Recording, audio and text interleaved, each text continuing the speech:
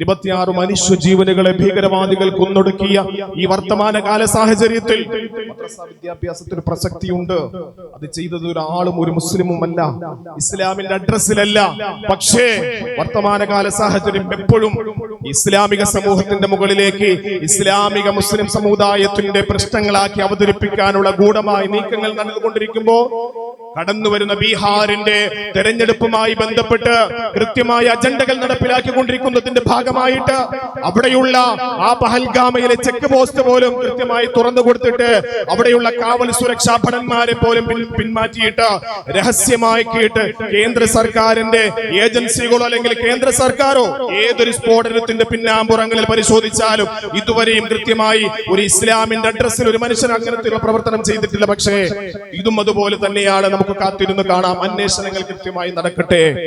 ആ പ്രിയപ്പെട്ട മരിച്ചു വീണ പ്രിയപ്പെട്ട സഹോദരങ്ങൾക്ക്, അവരുടെ കുടുംബാദികൾക്ക് ഒക്കെ സമാധാനം നൽകി അനുഗ്രഹിക്കട്ടെ. അവരുടെ കുടുംബാദികൾക്ക് ക്ഷമ നൽകട്ടെ എന്ന് ഈ അവസരത്തിൽ പ്രത്യേകമായി പ്രാർത്ഥിക്കുകയാണ്.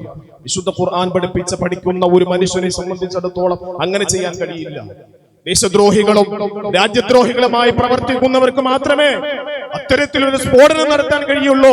എന്റെ പ്രിയപ്പെട്ടവരെ, ഒരു മുസ്ലിമിനെയോ ഒരു മുസ്ലിം അല്ലെങ്കിൽ മുസ്ലിം സമുദായത്തെയോ ഒക്കെ അടിച്ചാക്ഷേപിക്കുന്നതിന് വേണ്ടിയോ അവിടെ തലയിലേക്ക് തോക്കിന്റെ പാത്തികൾ നിറച്ചു വെച്ചിട്ട് അവര് ഭീകരന്മാരാണെന്ന് ചിത്രീകരിക്കുന്നതിനു വേണ്ടി രാജ്യം എന്ന ഏറ്റവും വലിയ കുതന്ത്രങ്ങൾ മെനഞ്ഞുകൊണ്ടിരിക്കുന്ന വർത്തമാന കാലഘട്ടത്തിലാണ് ഞാനും നിങ്ങളും ഒക്കെ ജീവിക്കുന്നത്. അവിടെ നമുക്കറിയാം, ആ മരിച്ചു വീണ ഒരു മനുഷ്യന്റെ പേര് നിങ്ങൾക്കറിയാം. സയ്യിദ് ആദിൽ ഹുസൈൻ എന്ന് പറയപ്പെടുന്ന ഒരു പ്രിയപ്പെട്ട സഹോദരനുണ്ട്. കുതിരസവാരിക്കാരനാണ്. തന്റെ വിനോദസഞ്ചാരികൾക്ക് കുതിരയെ കൊടുത്തിട്ട് വാടക വാങ്ങിക്കൊണ്ട് ജീവിക്കുന്ന പാവപ്പെട്ട സയ്യിദ് ആദിൽ ഹുസൈൻ എന്ന് പറയപ്പെടുന്ന ആ പ്രിയപ്പെട്ട സഹോദരന്റെ ജീവൻ പോലും നഷ്ടപ്പെട്ടു. എന്തിന്റെ പേരിൽ?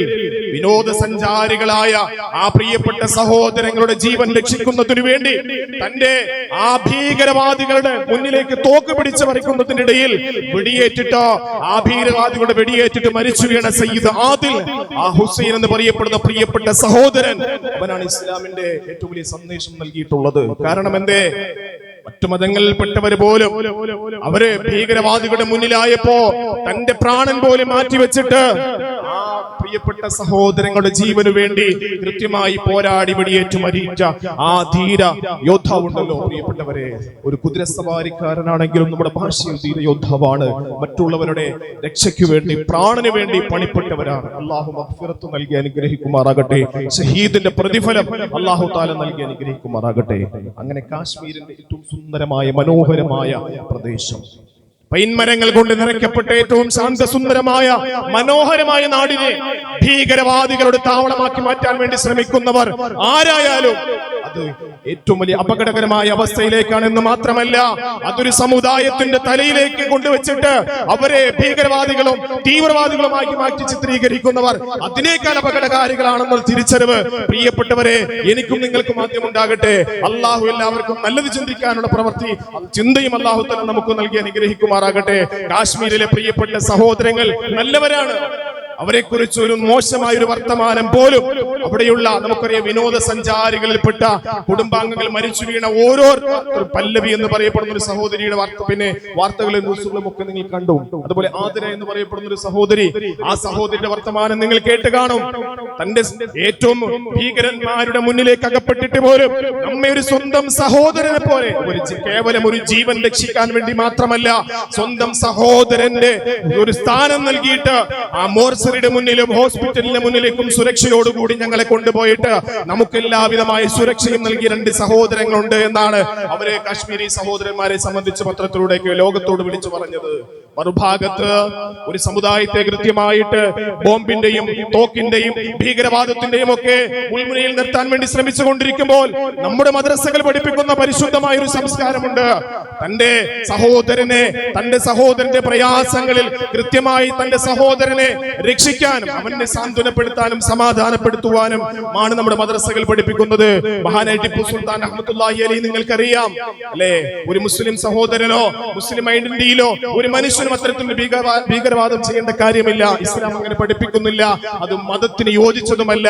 വിശുദ്ധ ഖുർആൻ നമ്മോട് പഠിപ്പിച്ചതും അത്തരത്തിൽ കൃത്യമായ ഒരു ബോധനമാണ്. കാരണം എന്താ, വിശുദ്ധ ഖുർആൻ നമ്മോട് പഠിപ്പിച്ചത്, മദ്രസയിൽ പഠിപ്പിക്കുന്നത്, അനർഹമായ രീതിയിൽ ഒരു മനുഷ്യനെ കൊന്നു കഴിഞ്ഞാൽ അവൻ ഈ പ്രപഞ്ചത്തിലെ ആകാശത്തിന് കീഴിൽ ഭൂമിക്ക് മുകളിലുള്ള മുഴുവൻ മനുഷ്യന്മാരെയും കൊന്നൊടുക്കിയവനെ പോലെയെന്ന് വിശേഷിപ്പിച്ച പരിശുദ്ധമായ വേദഗ്രന്ഥം ഈ ഭൂമി ലോകത്തുണ്ടെങ്കിൽ അത് പരിശുദ്ധമായ ഖുർആനാണ്. പ്രിയപ്പെട്ടവരെ, ആർക്കെങ്കിലും ഒരു ജീവൻ തിരിച്ചു കൊടുക്കാൻ സാധ്യമായിട്ടുണ്ട് എങ്കിൽ സയ്യിദ് ആദിൽ ഹുസൈനെ പോലുള്ള ധീരന്മാര് നമ്മുടെ കാശ്മീരിൽ പിറന്നിട്ടുണ്ട് എങ്കിൽ അവരെ സംബന്ധിച്ച് പരിശുദ്ധമായ ഖുർആൻ പഠിപ്പിച്ചത് അവൻ ഈ പ്രപഞ്ചത്തിലെ മുഴുവൻ മനുഷ്യന്മാർക്കും ജീവൻ കൊടുത്തവനെ പോലെ എന്ന് വിശുദ്ധമായ ഖുർആൻ പഠിപ്പിച്ചപ്പോ ആ ഖുർആന്റെ പാഠങ്ങൾ പഠിക്കാൻ വേണ്ടിയാണ് പ്രിയപ്പെട്ടവരെ നമ്മുടെ പിഞ്ചുമക്കൾ മദ്രസയിലേക്ക് കടന്നു വരുന്നത്. അവരെ തീവ്രവാദം പഠിപ്പിക്കുന്നില്ല. അവരെ പഠിപ്പിക്കുന്നത് സ്നേഹമാണ്. അവരെ പഠിപ്പിക്കുന്നത് സാഹോദര്യമാണ്. തന്റെ നാനാജാതി മതസ്ഥരെയും തന്റെ രാജ്യത്തിലുള്ളവരെയും മതമുള്ളവരെയും മതമില്ലാത്തവരെയും കൃത്യമായി ഒരു ഉമ്മയുടെയും ഒരു അമ്മയുടെയും മക്കളെ പോലെ ചേർത്ത് പിടിച്ചിട്ട് അവർക്കൊരു വിഷമം കടന്നു വരുമ്പോ ആ വിഷമത്തിൽ സാന്ത്വനം നൽകാൻ വേണ്ടി പഠിപ്പിക്കുന്ന ഇടങ്ങളാണ് നമ്മുടെ മദ്രസകൾ എന്ന തിരിച്ചറിവ് നമുക്കുണ്ടാകട്ടെ. അതുകൊണ്ട് ഇസ്ലാമിക ചരിത്രം, വിശുദ്ധ ഇസ്ലാമിനെയും മുസ്ലിമീങ്ങളെയും ദേശദ്രോഹികളായി മുദ്ര കുത്തുന്നവര് ഒന്ന് ചിന്തിക്കട്ടെ. പിന്നെ നമുക്കറിയാം, ടിപ്പു സുൽത്താൻ റഹ്മത്തുള്ളാഹി അലൈഹി മരണം വരെയും തന്റെ ശത്രുക്കൾക്ക് മുന്നിൽ പോരാടിയിട്ട് മരണം വരെയും തന്റെ ശത്രുക്കൾക്ക് ധീരമായി പോരാടിയ പടപൊരുതിയ യോദ്ധാവായിരുന്നു, ധീര നായകനായിരുന്നു ടിപ്പു സുൽത്താൻ റഹ്മത്തുള്ളാഹി അലൈഹി. നിങ്ങൾക്ക് എല്ലാവർക്കും അറിയാം, ബഹദൂർ ഷാ സഫർ എന്ന മഹാനായ ഒരു ധീര യോദ്ധാവിന് നിങ്ങൾക്കറിയാം, രാജ്യസ്നേഹി നിങ്ങൾക്കറിയാൻ കഴിയും. ബ്രിട്ടീഷുകാര് ബഹദൂർ ഷാ സഫർ എന്ന് പറയപ്പെടുന്ന ധീരദേശാഭിമാനിയെ നമ്മുടെ രാജ്യത്ത് നിന്ന് ബ്രിട്ടീഷുകാര് നാട് കടത്തിയപ്പോ ആ ബഹദൂർ ഷാ സഫറിന്റെ കയ്യിൽ ഒരു സഞ്ചി ഉണ്ടായിരുന്നു. എന്തെന്നറിയോ? ആ നാട് കടത്തിയ സമയത്ത് ഇന്ത്യ രാജ്യത്തിന്റെ ഒരു പിടി മണ്ണ് വാരിയിട്ടിട്ടാണ്, ആ സഞ്ചിയിൽ നിറച്ചിട്ടാണ് ബഹദൂർ ഷാ സഫർ രാജ്യം വിട്ടുപോയത്.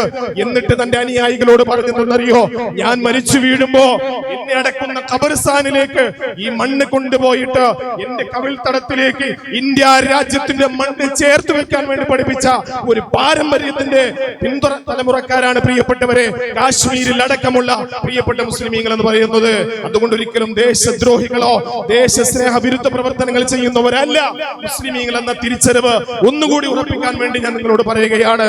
അല്ലാഹു സുബ്ഹാനഹു വ തആല ഈ രാജ്യത്തിന് സ്നേഹം നൽകി അനുഗ്രഹിക്കുമാറാകട്ടെ, സാഹോദര്യം നൽകി അനുഗ്രഹിക്കുമാറാകട്ടെ. ഒരു ബോംബ് നടത്തിയിട്ട് അല്ലെങ്കിൽ ഒരു തോക്കിന്റെ ഭീകര പ്രവർത്തനം നടത്തിയിട്ട് രാജ്യത്തിന്റെ ഏതെങ്കിലുമൊക്കെ സംസ്ഥാനങ്ങളിൽ നിയമസഭാ തിരഞ്ഞെടുപ്പ് വരുമ്പോ ആ നിയമസഭാ തിരഞ്ഞെടുപ്പുകളെ അട്ടിമറിച്ചിട്ട് പരിപൂർണമായ ഒരു വിജയം നേടാൻ വേണ്ടിയുള്ള കുശാഗ്ര ബുദ്ധിയാണ്, കുറുക്കന്റെ കൗശലമാണ് ഇന്ന് നടപ്പിലാക്കിക്കൊണ്ടിരിക്കുന്നത്. അതുകൊണ്ട് തിരിച്ചറിയുക, നമ്മുടെ മദ്രസകൾ ഇവിടെ നിലനിൽക്കേണ്ടതുണ്ട്, മദ്രസയുടെ സംസ്കാരം ഇവിടെ നിലനിൽക്കേണ്ടതുണ്ട്, നമ്മുടെ മക്കൾക്ക് കൃത്യമായ ബോധനം നൽകേണ്ടതുണ്ട്, ഇസ്ലാമിക ചര്യകൾ അവരെ പഠിപ്പിക്കേണ്ടതുണ്ട്. നമ്മുടെ സഹോദരന്മാരോട് എങ്ങനെ പെരുമാറണമെന്നും നമ്മുടെ രാജ്യത്തിനോടുള്ള സ്നേഹം എന്താണെന്നും നമ്മുടെ ഹൈന്ദവ സഹോദരങ്ങളോടും ക്രൈസ്തവ സഹോദരങ്ങളോടും മതമുള്ളവരോടും മതമില്ലാത്തവരോടും എങ്ങനെയാണ് പെരുമാറേണ്ടത് എന്നുള്ള ബോധനം നമ്മുടെ മദ്രസയിലൂടെയാണ് പഠിപ്പിക്കപ്പെടുന്നത്. സ്കൂളുകളിൽ അത്തരത്തിലുള്ള മറ്റു കലാലയങ്ങളിലും അത്തരത്തിലുള്ള സ്നേഹബന്ധങ്ങളെ സംബന്ധിച്ച് ആരും പഠിപ്പിച്ചു കൊടുക്കാറില്ല പ്രിയപ്പെട്ടവരെ. അതുകൊണ്ട് നമ്മുടെ രാജ്യത്തെ സ്നേഹിക്കാൻ 100 വട്ടം ഒരു മുസ്ലിം എന്ന നിലയ്ക്ക് നാം തയ്യാറാണ്. അത് നമ്മുടെ നെഞ്ചിലേക്ക് നിറത്തോക്കുമായി ഭീകരന്മാരെ മുന്നിലേക്ക് കടന്നു വരുമ്പോഴും പിന്തിരിഞ്ഞോടുന്ന ചരിത്രം ഇസ്ലാമിലില്ല. വാര്യംകുന്നത്ത് കുഞ്ഞഹമ്മദ് ഹാജി, ആ കുഞ്ഞഹമ്മദ് ഹാജിയെ തോക്കുകൊണ്ട് വെടിവെക്കാൻ വേണ്ടി ശത്രു സമൂഹം ബ്രിട്ടീഷുകാർ തയ്യാറായി പിന്നിലേക്ക് വെടിവെക്കാൻ വേണ്ടി പോയപ്പോ വാര്യംകുന്നത്ത് കുഞ്ഞഹമ്മദ് ഹാജി പറഞ്ഞത് പോയിട്ടുണ്ട് പ്രിയപ്പെട്ടവരെ, നിങ്ങൾ എന്റെ പിന്നിലൂടെ നിങ്ങൾ വെടിവെക്കരുത്, എന്റെ മുന്നിലാ നിങ്ങൾ വെടിവെക്കേണ്ടത്, എന്റെ മുന്നിലാ നിങ്ങൾ വെടിവെക്കേണ്ടത് എന്നൊരു പാരമ്പര്യമാണ് ഈ മുസ്ലിം സമുദായത്തിന് പറയാനുള്ളത്. അതുകൊണ്ട് മുസ്ലിം സമുദായത്തിന്റെ ദേശസ്നേഹം ചോദ്യം ചെയ്യാൻ ഈ രാജ്യത്തിൽ എന്നല്ല ഈ ലോകത്തിൽ ഒരു മനുഷ്യനും അർഹതയില്ല. നമ്മുടെ പൂർവ്വപിതാക്കന്മാര് ചോരയും നീരും ഒക്കെ കൊടുത്തിട്ട് കൃത്യമായി വാങ്ങിയിട്ടുള്ള നമ്മുടെ രാജ്യത്തിന്റെ സ്വാതന്ത്ര്യത്തിന്റെ കൃത്യമായ ആ പാരമ്പര്യം അവകാശപ്പെടുന്നവർ നാം തന്നെയാണ്. അത് എക്കാലവും ദേശസ്നേഹത്തിന്റെ കാര്യത്തിൽ മുസ്ലിം സമുദായം ഒന്നാമത്തെ പടിയിൽ തന്നെയായിരിക്കും. അല്ലാഹു തആല നിലനിർത്തി അനുഗ്രഹിക്കുമാറാകട്ടെ. രാജ്യത്തെ തകർക്കാൻ ശ്രമിക്കുന്നവരെ അല്ലാഹു തആല തകർക്കുമാറാകട്ടെ. രാജ്യത്തിന്റെ ഉരിമയും പെരുമയും നഷ്ടപ്പെടുത്താൻ വേണ്ടി പ്രവർത്തിക്കുന്നവരെ അധികാരത്തിൽ അല്ലാഹു തആല താഴെയിറക്കി നമുക്ക് സമാധാനം നൽകി അല്ലാഹു തആല അനുഗ്രഹിക്കുമാറാകട്ടെ എന്ന് മാത്രം പറഞ്ഞുകൊണ്ട് നിർത്തുന്നു. വാഖിറു ദഅവാന അൽഹംദുലില്ലാഹി റബ്ബിൽ ആലമീൻ. ഇൻഷാ അല്ലാഹ് അടുത്ത ആഴ്ച ഇൻഷാ അല്ലാഹ് നമുക്ക് ഉളഹിയയുമായി